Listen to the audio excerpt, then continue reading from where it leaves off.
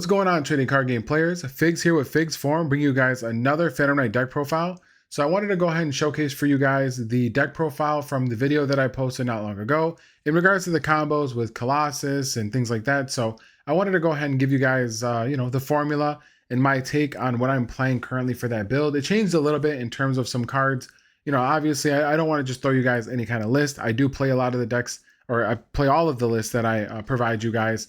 And, I try to make sure that, based on experiences, I change things, make things, better in terms of ratios, consistency, and things of that. So if you do see anything different from the combo video, you can expect that. But generally, the premise of the deck and what it's supposed to do, the combos, the lines, and everything are still the same. I just try to change some of the ratios. I try to add in different cards in order to combat the format, because, of course, these decks are meant to obviously be played. They're not just meant for a show. And that's one thing that, small disclosure that I wanted to provide to you guys. A lot of my deck profiles, they are different than, the typical Phantom Knight builds. That doesn't mean that this build, is meant to be taken to the next YCS. It doesn't mean that it's not. I mean, generally, I do test these builds. I do play them, locally. I do put time and effort into them. So again, they can be competitive, based on your preferences. And a lot of the cards that I do choose are preference, obviously. No, there is no right or wrong in terms of how you play a deck, but generally a lot of these decks, again, if you can play them competitively and you're comfortable playing it, then of course, yeah, you're definitely going to win games. You're going to do well, especially if you know what you're doing with the deck. Otherwise, definitely don't just assume that every deck is YCS worthy. Of course, take your time, test the deck, play, use your formula, provide your take, make transformations to, your list. So that way you can ensure that you're comfortable with the deck and playing it. But this deck has been very fun. I really do enjoy it. I think Colossus is such a powerhouse right now. And the fact that we have the ability to just summon Bardiche and get a free Colossus is pretty nice. But, again, we need to have that protection for Bardiche. No one's ever just allowing us to just resolve Bardiche, which is a shame. But, of course, that's the whole purpose of Yugioh, interaction. But, yeah, the deck does play through a lot, especially Nib. One of the days that I was playing the deck during the week, I actually got Nibbed, Veilered, and Impermed and still ended on Colossus, IP, and Fogblade. So it was enough. It was enough to shut out my opponent. They couldn't search. IP, dealt with whatever, and then Fogblade dealt with whatever. So it was very nice. And again, that's just, how decks function. But again, this is my transformation or my take on the deck. If you guys have any, your own take or want to make transformations, always go ahead and do so. Throw them in the comment section below and we can discuss. Otherwise, let's go ahead and get into the build. I'll show you guys the deck list. We'll go through that kind of quick because I do want to show you guys an in-person combo video just to kind of make it a little bit better. I like doing them in person. The one I threw on Dueling Book is just kind of just to get it out there before I, lost, what it was that I was doing at the time. But yeah, let's go ahead and get into the deck profile. All right, so as usual, we'll go ahead and start out with the Phantom Knight cards. And if there's anything, obscure that I need to explain, I'll definitely go ahead and do so. Otherwise, let's get into it. So Torn Scales, I cut it down to 2 specifically for this build. And I will say I will never not play 3 Torn Scale. The only reason why I'm playing 2 Torn Scale in this build is because we're never actually using him at the end of our combo. We're only actually using just Shade and Stained Greaves as level 4s to make Banshees. So we're not really using them. Obviously they're there because we need them in order to facilitate a lot of other plays. And of course it is one of the powerhouses for the Phantom Knight engine that allows us to do a lot. But in terms of actually playing and doing your first turn combo, especially going first, you don't need it. Obviously, if we need it, we'll dump it. We have 2 different ways of dumping it, plus other cards that do the same. So, yeah, I think 2 is perfectly fine for this because you don't need to see it in your opening, especially going first. You don't need it for any of the combo lines. Again, going first, it's just another level 3. It's a Phantom Knight. It's Torn Scales, so we're obviously playing it. But I cut it down to 2 because I wanted to make room for consistency and didn't want to continue to draw this in my opening and just look at it and end up not using it. It's nice in the grave because it's follow-up, but 2 is fine for this build. Otherwise, any other normal, non-combo heavy build for Phantom Knights, I'm always playing 3. I would never not play 3. 3 boots. Of course, that's a given. 2 Ancient Cloak, 1 Gloves, and 1 Stained Greaves. So like I said, he facilitates our combo for Banshee to get us into our Nemesis engine. And then we do 3 Fogblade, 1 Shade Brigandine. I was doing 2 Fogblade, 1 Wing. I do like it because, of course, Wing is just really nice right now. A lot of people are playing Lightning Storm, especially Tempai. So it's nice to have access to Wing to protect something. Like if you want to protect your Bardiche for the pop to get rid of the field card, that's always nice. So if they go, Lightning Storm, call monsters, IP can activate, SP comes out, protected. Usually everything else is in defense, the token, Griffin, whoever else you have on board. And then the only guy that would normally die is Bardiche. So you could use wings to protect them. I did like that, but it didn't come up often enough. Normally they're calling back row because they're scared of Fog Blade. Fog Blade just single-handedly annihilates the Tenpai matchup because it's just, you know, so insane. But yeah, I mean, generally, I think this is perfect. 4 traps or 4 cards to set off Bardiche, and then all of our names, ones that are necessary. So that's it for the Phantom Knight cards. So let's go ahead and get into the adventure stuff. So we got 3 Water Enchantress, 1 Griffin, 3 Right, 1 Faithful, 1 Draco back. So the reason why we're doing 3 Right instead of 2 typically is because we are playing 2 different sets of monsters that we want to send off a Cherubini. So if we have the Graf and Sur in hand, we're looking to send Water Enchantress. If we don't have Water Enchantress at all, then we obviously, you know, want to maximize on the amount of opportunities that we have to open it.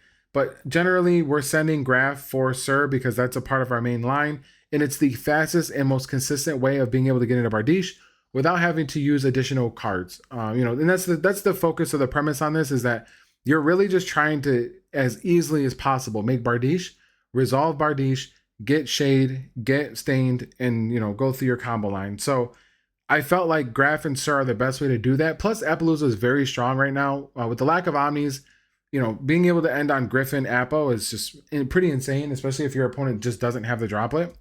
But yeah, I think this is a perfect lineup, and I like it because, again, you don't have to worry about sending Water Enchantress.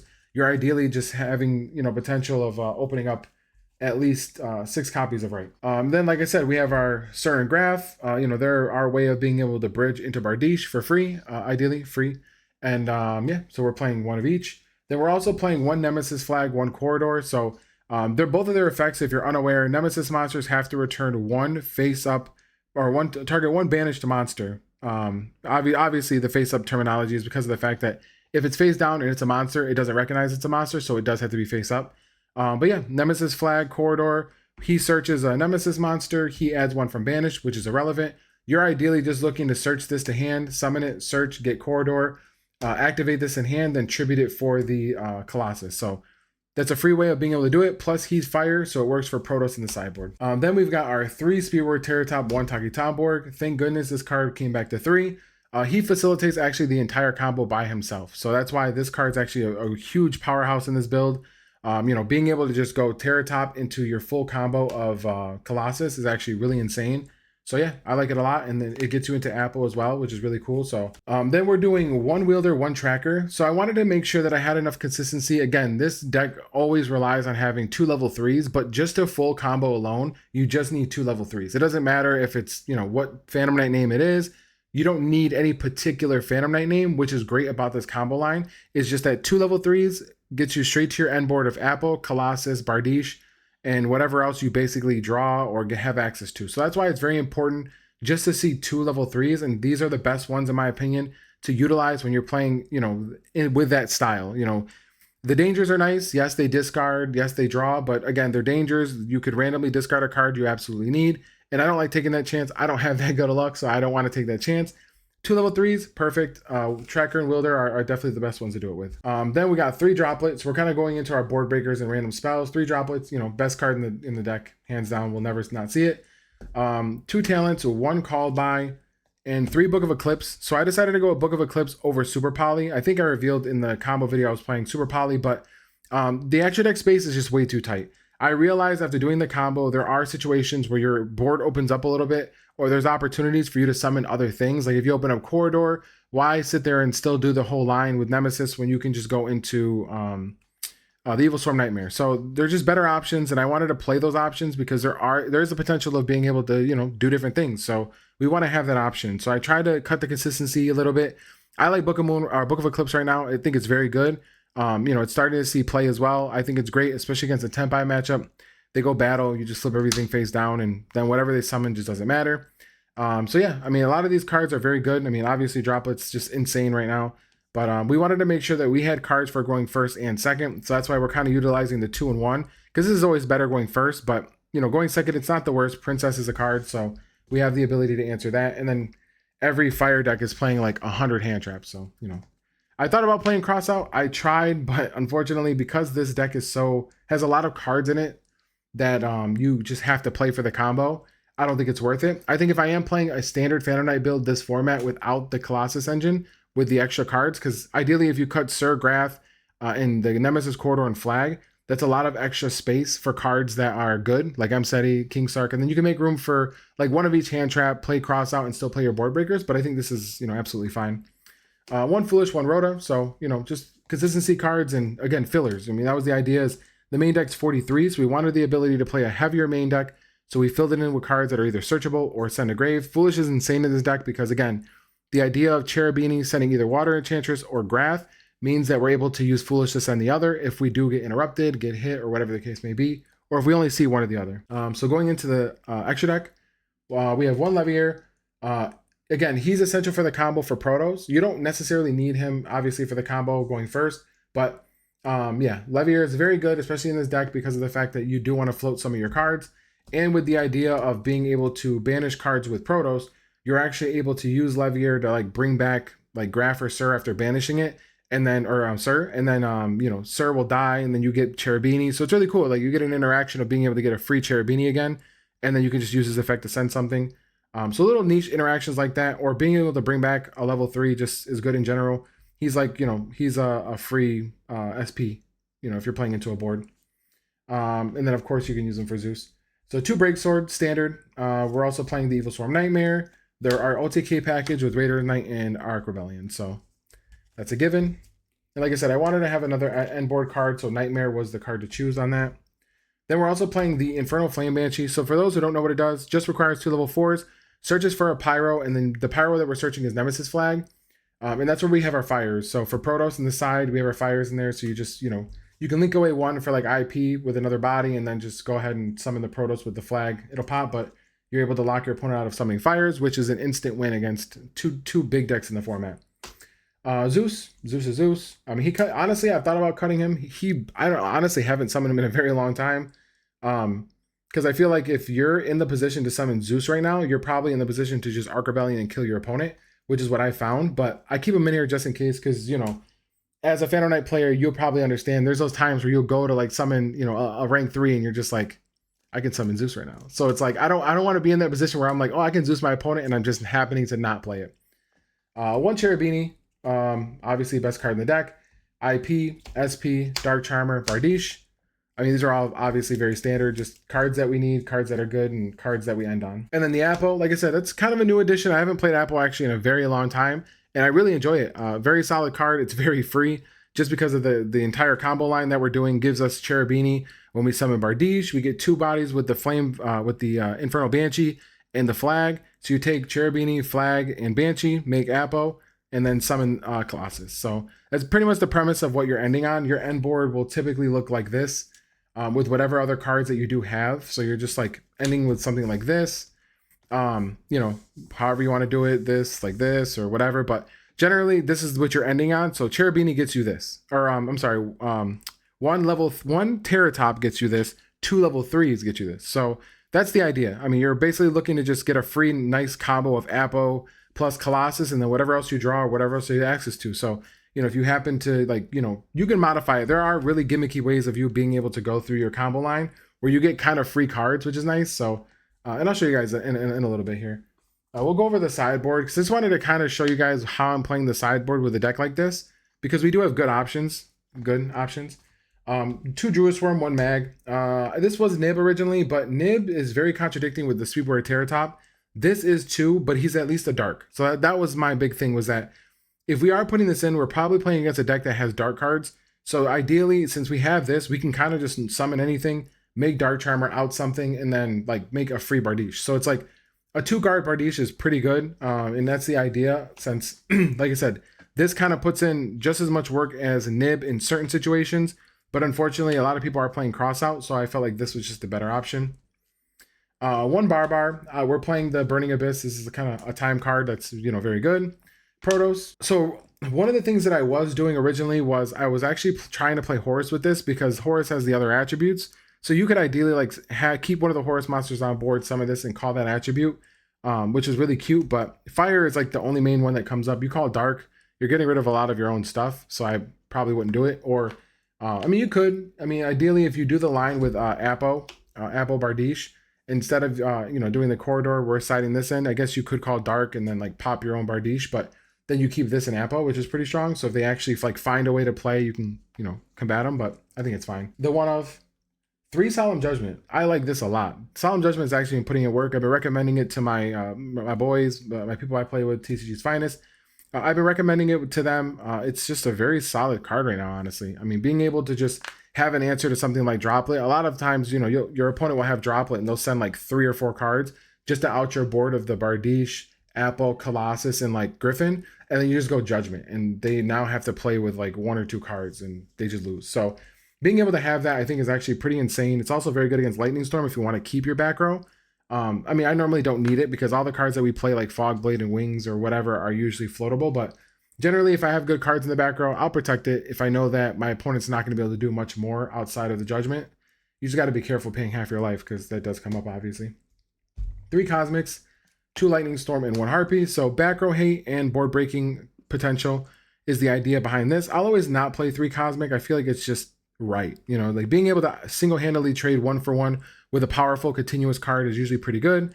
Also, it's very good against the Tempai matchup. Being able to just have access to this to banish their field card when they activate the effect just pretty much shuts that out for the turn.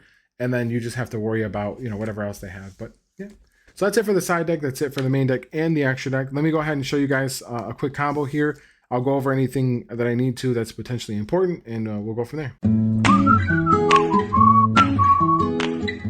The combo portion, so I can go ahead and show you guys what we're doing here.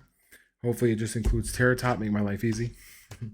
And there we go, simple enough.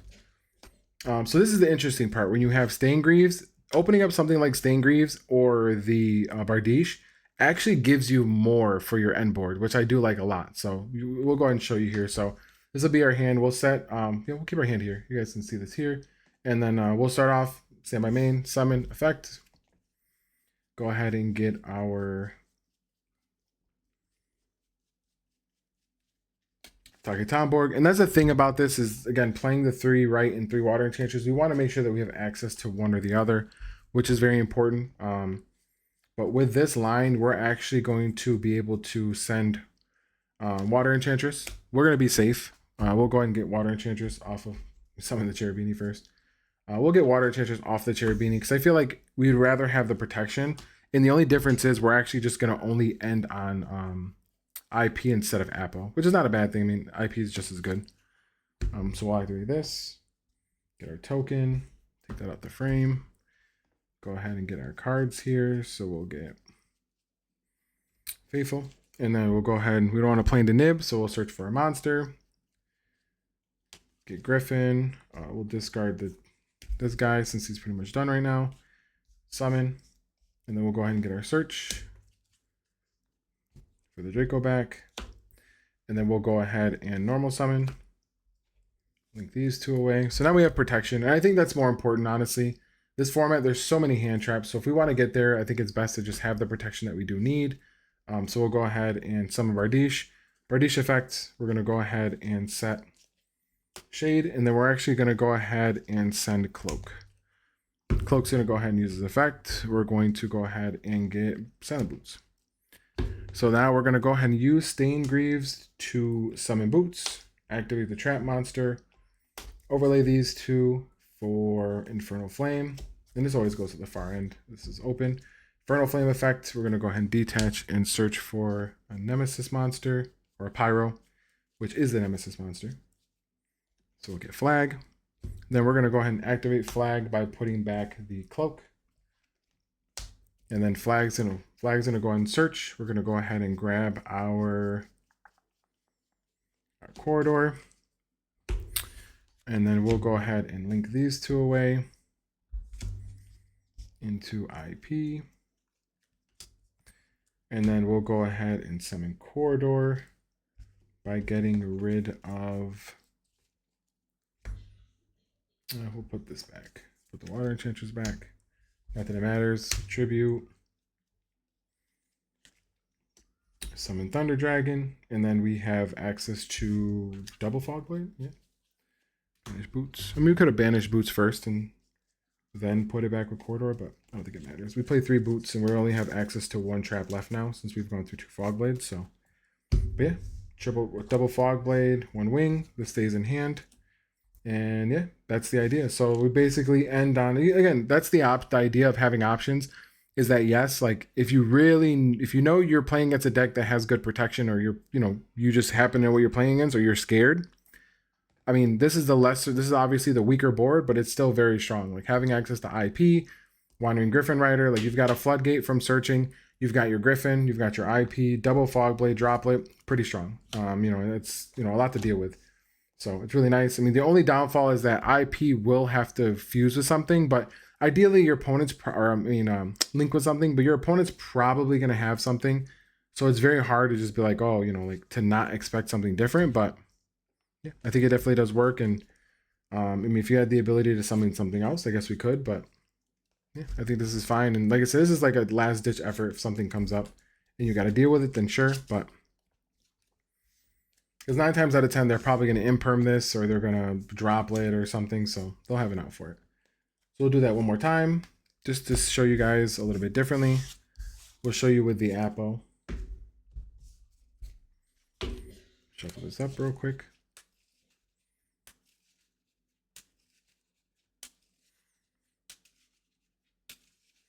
And like I said, I do like this. Again, it's very fun. It's very strong. Colossus is very strong. Apple is very strong.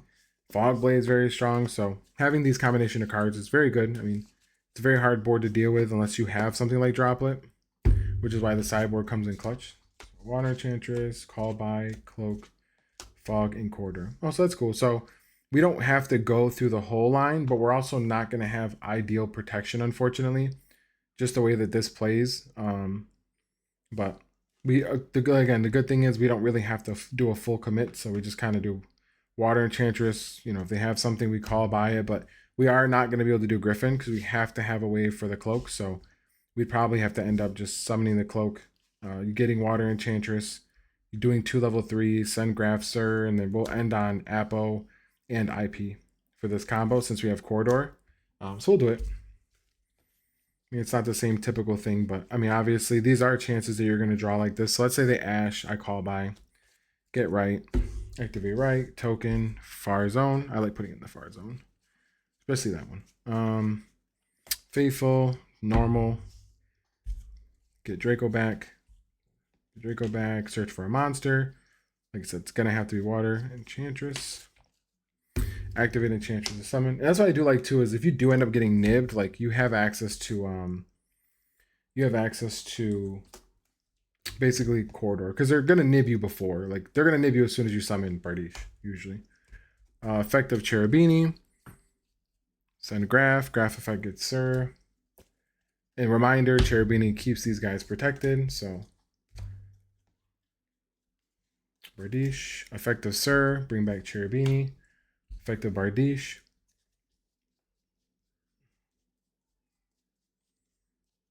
So we have what? Cloak and Graves. That works perfectly. So we'll have the 2 bodies.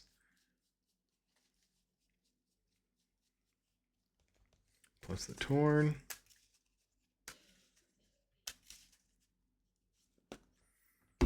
Yeah, so I wouldn't keep this. I'd activate. Can't use tokens for Apo, so we're stuck having to do IP first. And then we could not do IP first, but I think it's fine just doing IP first. And then we'll go ahead and do Ancient Cloak to get boots.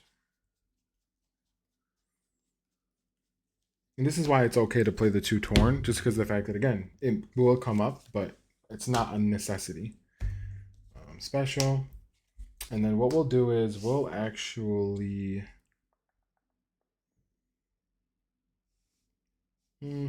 we could do Levier. Yeah, we'll do Levier. So Levier effect, recycle the Cloak, give it a boost, make IP. I think that's fine. Or make Apple, I mean. And then we'll go ahead and set this, activate, summon, tribute for Thunderjack and Colossus on the far end. And then we have another Fogblade.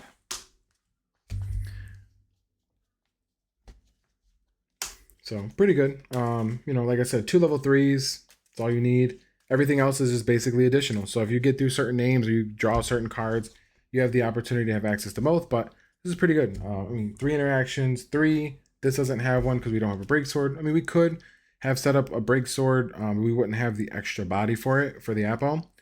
So if you wanted to do it like a different way, you probably could have done like, use the token and the, or use just the token for IP and then use the other bodies for Apo, to do it the other way around. But either or, you still have 2 interruptions, 3, a floodgate, 2 fog blade, and follow up. So, and that's the biggest thing, obviously, is this deck's follow up.